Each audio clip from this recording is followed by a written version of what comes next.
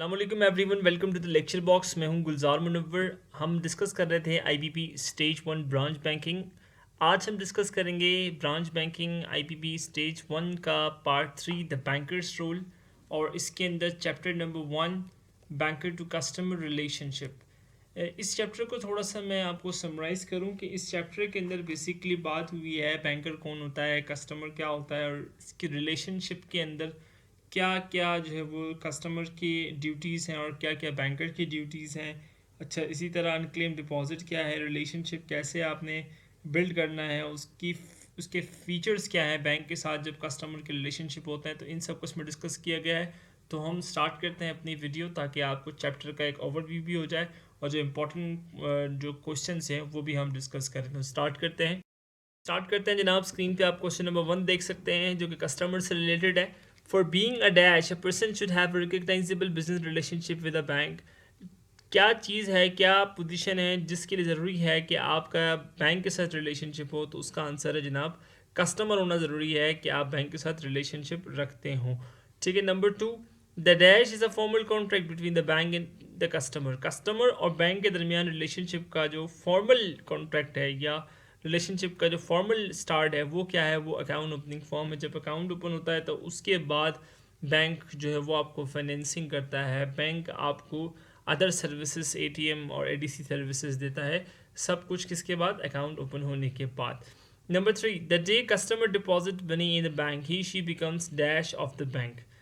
जब कस्टमर अपने पैसे जमा कराता है बैंक में तो वो कहलाता है क्रेडिटर। क्रेडिटर बेसिकली कहलाता है वो बंदा जो किसी को पैसे दे दे उधार पे। ठीक है। तो क्रेडिटर कौन बन जाता है? कस्टमर। इसी तरह if the customer borrow money from the bank, यानी कि बैंक से अगर कस्टमर उधार पे कोई चीज़ ले ले या पैसे ले ले तो उस सूरत में कस्टमर क्या कहलाएगा? उस सूरत में कस्टमर कहलाएगा डेप्टर, यानी कि पैसे लौटाने वाला, यानी उधार लेने वाला। When a customer authorizes a bank to conduct a certain act on his behalf, for example collection of check, for example collection of bill, जब कस्टमर बैंक को ऑथराइज करता है अपने बिहाफ पे किसी चीज़ की कलेक्शन के लिए, लाइक फीस की कलेक्शन के लिए, चेक के लिए, या बिल की कलेक्शन के लिए। जैसे आप अगर इस्लामाबाद में हैं तो आइसको, या कराची में है तो के इलेक्ट्रिक ऑथराइज़ करती है बैंक्स को किस चीज़ के लिए?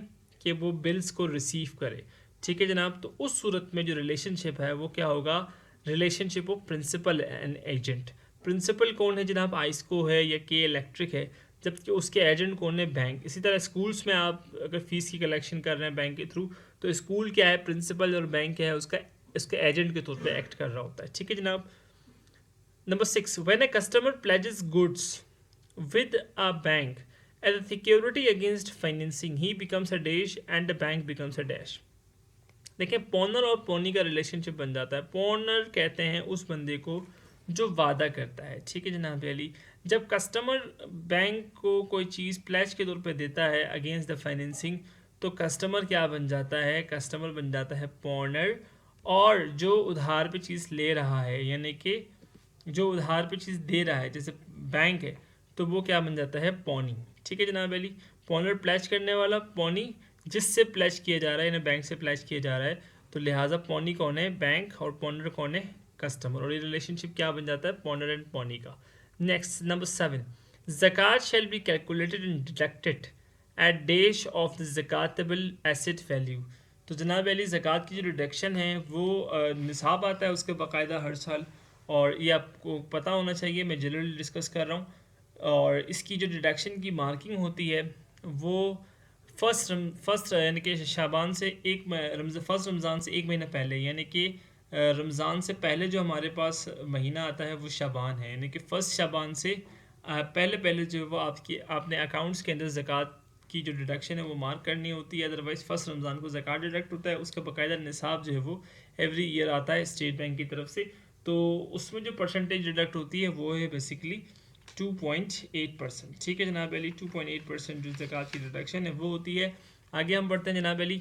Banks have the right to transfer cash from saving account to pay off the debts held and this right is called right to set off. देखिए, बैंक्स के पास एक राइट है।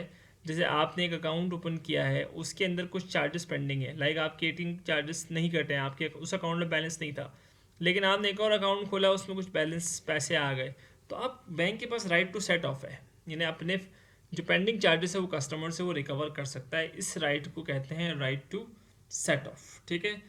तो banks have the right to transfer cash from saving account to pay off the डेब्ट held and this right is called right to set off. आपके account से वो कभी भी पैसे निकाल सकता है अपने चार्जेस को रिकवर करने के लिए। Number 9, the right to consolidate two accounts to clear a डेब्ट off using services by the bank is called right to set off. फिर वही बात हुई कि दो अकाउंट्स को कंसोलिडेट करके यूज़ करके आपके जो पेंडिंग चार्जेस है वो रिकवर करना बैंक का राइट है, बैंक कर सकता है। तो ये मोटी मोटी चीज़ें हैं। इसके अलावा इसके अंदर अनक्लेम डिपॉजिट है। अनक्लेम डिपॉजिट वो डिपॉजिट होता है जो 10 साल से ज़ायद अरसे तक जो है वो कोई कस्टमर रब्ता ना करे बैंक से, ठीक है, और कोई उसके अकाउंट में कोई ट्रांजेक्शन ना हो, तो वो अनक्लेम डिपॉजिट है वो फिर स्टेट बैंक के हैंड ओवर हो जाता है, ठीक है जनाब। इसके अलावा termination of the bank customer relationship है, उसकी बहुत सारी वजूहत होती हैं, वो इतना इंपॉर्टेंट नहीं है। इंपॉर्टेंट चीज़ें हमने यहाँ डिस्कस की हैं। होपफुली इंशाल्लाह इन चीज़ों को अगर आप एक दफ़ा गो थ्रू करेंगे तो आपके लिए बड़ी आसानियाँ होंगी। मिलते हैं इंशाल्लाह अगली वीडियो में इसी सिलसिले को आगे बढ़ाते हुए। अगली वीडियो हमारी होपफुली बनेगी पार्ट 4 के ऊपर, अकाउंट रिलेशनशिप इस्टेब्लिशमेंट पे। तो मिलते हैं अगली वीडियो पे, तब तक के लिए अल्लाह हाफ़िज़।